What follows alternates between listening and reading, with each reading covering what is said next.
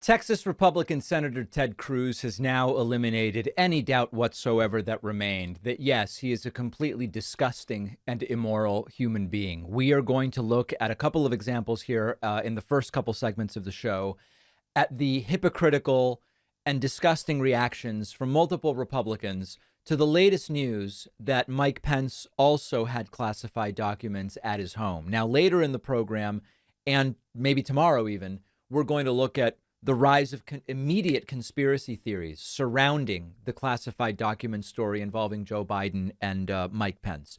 But for now, let's look at the pretzels that some of these Republicans are twisting themselves into, and sometimes very brazenly. Ted Cruz appeared on television with Larry Kudlow. Larry Kudlow, I guess, after working for Trump, he got a show back now on Fox Business. And as you can see, if you're watching, Kudlow just looks like he really enjoys himself when he hosts these shows, doesn't he? And Ted Cruz started talking about, oh, well, the FBI needs to investigate not only Joe Biden, but Hunter Biden because of everything that's going on. And Larry Kudlow, to his credit, plays a sort of soft devil's advocate and says, well, I don't know. I mean, Pence also had documents there. And Ted Cruz is, I don't know. Don't worry about that. We know where those documents came from. Do we? Take a listen to this. Then this shifts from a political problem to a very serious problem of criminal liability and major crimes. And so the FBI needs to search the University of Delaware archives, and they need to search Hunter Biden's home and business addresses.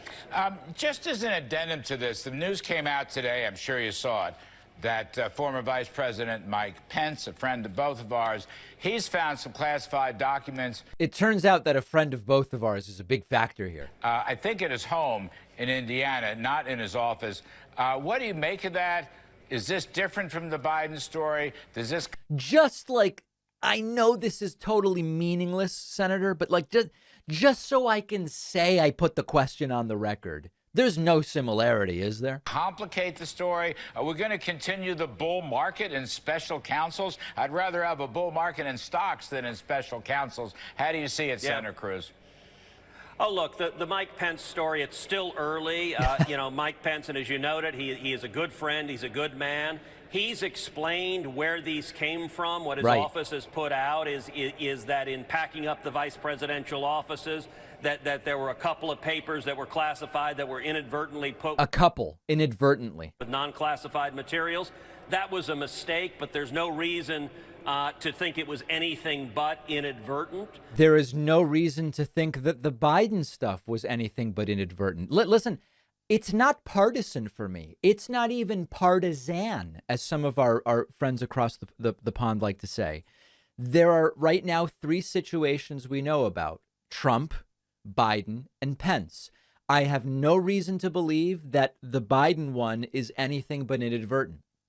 If the facts change, I will revise my opinion. I have no reason to think that the Pence situation is anything but inadvertent. The facts change, I will revise my opinion. I have every reason to think that the Trump situation is deliberate, given the dozens of different data points and reports about Trump directed people to do this. Once the FBI and National Archives became interested in the documents, they're on video moving the documents around rather than simply packing them up to be turned back over to the National Archives.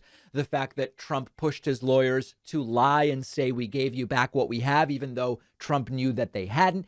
It's piece of evidence upon piece of evidence. These are 3 situations. 2 seem benign. 1 seems deliberately criminal. That is very different from what Joe Biden has done. Joe Biden has given zero explanation as to how these classified documents got there.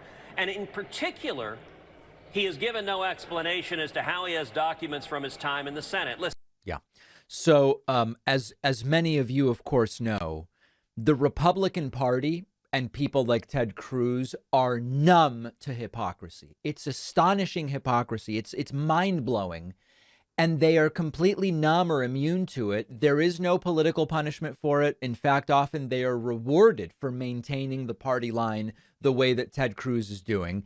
And at the end of the day, what the hell do you expect from a guy who had his wife called ugly by Donald Trump and then turned around and supported Trump and talked about how great Trump is? Now, there's another side to this, okay? Maybe We see it as hypocrisy, but they don't. What I mean by that is they might see it as we aren't hypocrites. We are good and Democrats are bad. We deserve power. Democrats don't. We are above reproach, even for the same things that we criticize Democrats for doing. And that's it, right? It could be a means justify the end sort of thing, and that they fundamentally deserve different treatment and different considerations, even for the same things when applied to Democrats. That's a possibility. The other is they're just hypocrites and brazenly so. And why would they stop being hypocrites given that they are never punished for it? So that's Ted Cruz. Let's now go to another example of this.